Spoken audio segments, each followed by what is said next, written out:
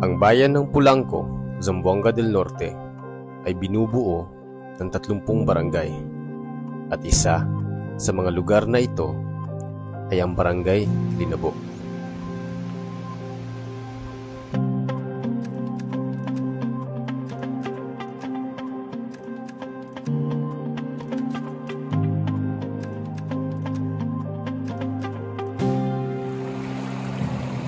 Mapayapa man kung titingnan, ngunit hindi may pagkakaila ang hirap na dinaranas ng mga residente sa lugar. Ang kanilang suliranin ay dulot ng kawalan ng maayos at ligtas na daan papunta sa kanilang lugar. Mo gini ang pinakamin dalan sa among taga Linabo. Makagi ang sakinan diri, pero mga dagong lang sakinan kay gibutang raman sa slope para lang makanaog lang sa suba para makatabok dito. Ayon sa mga residente, nadadaanan dati ang ilog ng mga sasakyan. Subalit, nang dahil sa sunod-sunod na pagbaha, ay lumalim ito hanggang sa hindi na ito maaaring madaanan.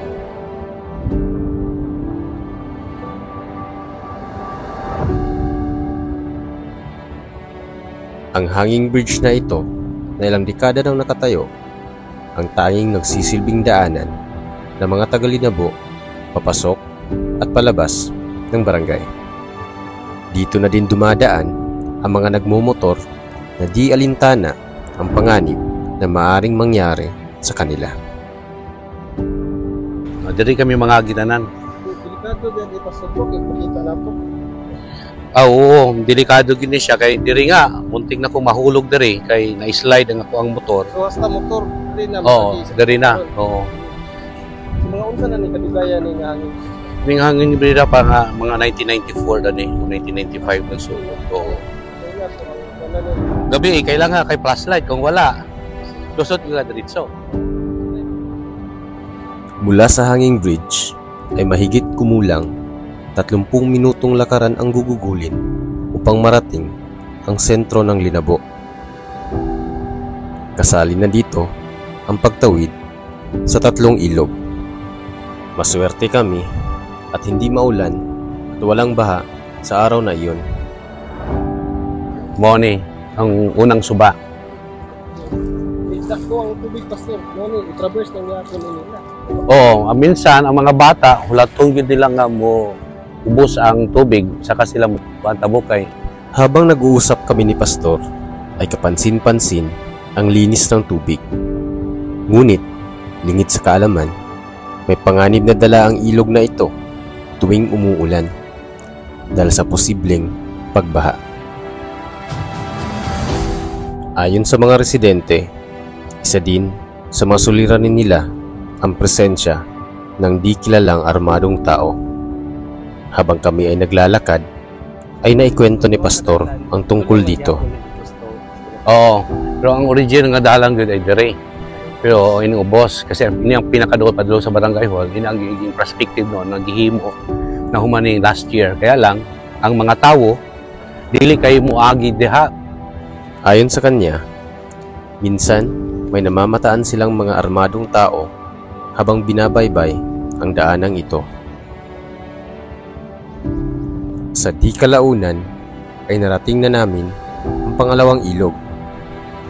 So galing doon sa hanging bridge na daanan natin kanina ay may 3 ilog pa tayong tatawirin at isa ito sa mga ilog na dapat nating tawirin para marating natin ang Barangay Linabo. So risky para sa mga bata at kahit sa mga matatanda ang pagtawid dito, lalong-lalo na kung tag-ulan.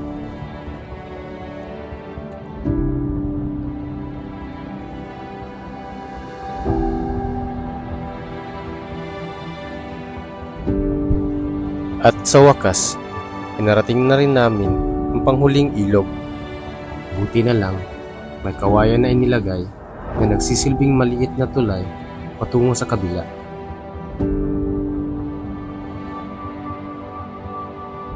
Agrikultura ang pangunahing hanapbuhay ng mga residente ng Linabo. Kaya naman, naglulunti ang mga palayan ang bumungad sa amin na pagdating namin sa lugar. Habang binabaybay namin ang kapatagan, ay naabutan namin ang 62 anyos na si Nanay Luz, naglilinis ng kanyang palayan. Batid sa kanya ang suliranin sa pagsasaka sa kadahilanang mahirap ang pag-aangkat sa bayan. Kada po, number 1 din ang kasada, kaya ang amo bitang income dire. Murag kaduha mi maghaul dire sa kabayo at primero tawo. Then kabayo na pod, ana pa pod ang sakyanan. Tulo jud ka biyahe. So sa ato pa ang abot daghan kay siya maano kanang mapasahi, pamasahi. Karyada. Then tapos lisod ang dalan.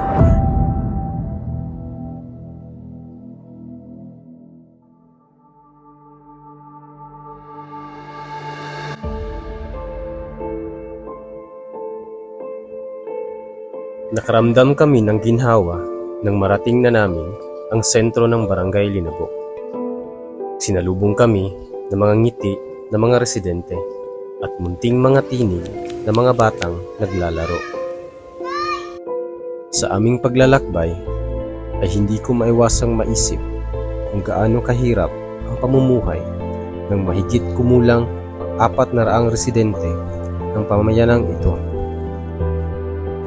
Minabuti naming magsagawa ng panayam upang malaman ang mga pangunahing suliranin na maaaring matugunan ng Project Joey. Ako dahil no, si Juji Kaninit o sa ka-official dito sa Barangay Linabo.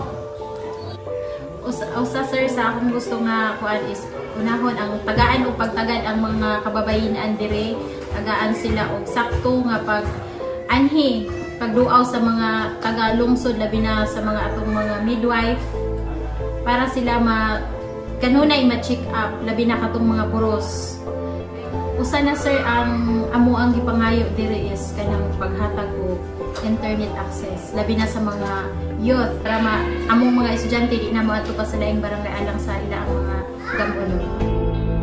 Pag matawran na mi diri og pisonet, nako na jud na magkalipay kay para dili na mi madto dito sa ibabaw, dito magpisonet mi, tas dili na po mi magabinan kay usay magabinan jud mi na mabalaka among ginikanan.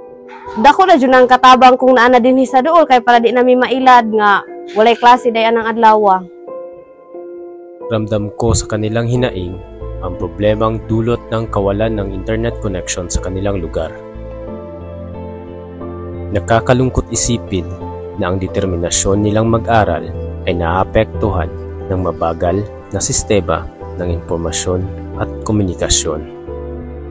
Dayon kanang naang naapod mi wifi kay inig naay mga moabot nga kuan diri kanang among katingad-an dili man mi ka-report dito og wa mi amoy signal. Magkinahanglan pud mi og naay mo kuan na mo tudlo nga para naay amo ang mahibaw-an nga magluto-luto kay para og makahibalo mi maka baligya pod mi sa laing barangay. Sa aspeto naman ng edukasyon, isa rin sa kanilang suliranin ay ang kakulangan ng mga guro. Sa isa ka room, kinder, grade 1 o grade 2. Sa pikas room, grade 3, grade 4, grade 5, grade 6. Dagdag pa dito ang sira-sirang bahagi ng silid-aralan na maaring magdala ng panganib sa mga mag-aaral. Naay kakulangon diya kay kanang naang pisa mi alcoba. Nakuan ni gina nagabok na tulo nakaistanan. Hinaing din ng mga residente ang tulong pangkalusugan. Hiling nila na mabigyang pansin ang pangangailangan nila sa mga gamot at bitamina. Kinahanglan gyud. Vitamins diri kay bukid. Then mga tambal. Kuan nilanat, sipon, ubo.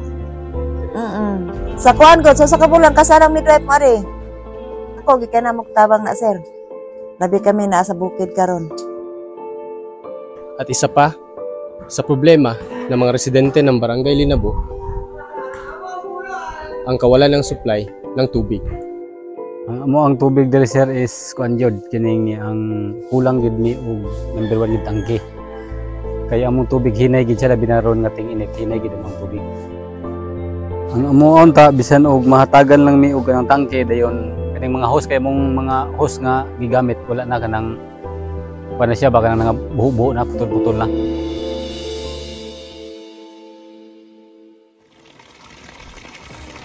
Kung susumahin, malaki ang potensyal ng Barangay Linabo sa pag-unlad, lalong-lalo na sa sangay ng agrikultura. Nalilimitahan lamang ito dahil sa kanilang mga suliranin na kung mabibigyang pansin ng ating pamahalaan ay tiyak na makakatulong sa pag-unlad ng kanilang pamayanan. At sa lahat ng mga sentimiento na aming nakalap, ang buong Barangay Linabo ay umaasa na ang kanilang mga problema ay matutugunan ng ating gobyerno sa tulong ng PNP.